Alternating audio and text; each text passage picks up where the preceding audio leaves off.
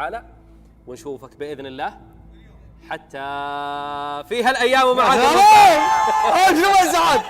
تعال بكل سهولة بتفتح لهم الباب يا اخوي يا ابو نايف الوضع ما عندك بكل سهولة بتفتح الباب. عيش يا رجال، خذ راحتك. والله الشوك الموضوع ارحب يا رجال.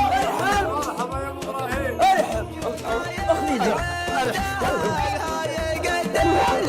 الحشيم والمبادئ والشيام للكرم محببه والكذب منافع من جاهل الهدي الكريم والتواضع شيم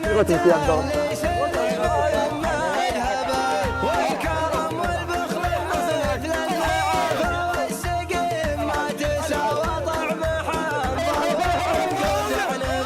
والعبر ما تأخذ إلا من العود الحكيم شايب في شف ذوده شدوده يطربه شايب في شف ذوده شدوده يطربه طايع الربه ولا هو بقتات النثيم بالتجارب علمته ما قرا في المكتبه والجبان يدس راسه مثل راس الظليم وناجي الراس الظفر والرمح مصوبه كل شاعر محجوسه على وجهه يهيم احد من غض واحد عشان المعجبه واصدقه في ظل مشاعر وهذا المستظيم لكتب من واقع شايفه ومجربه لكتب من واقع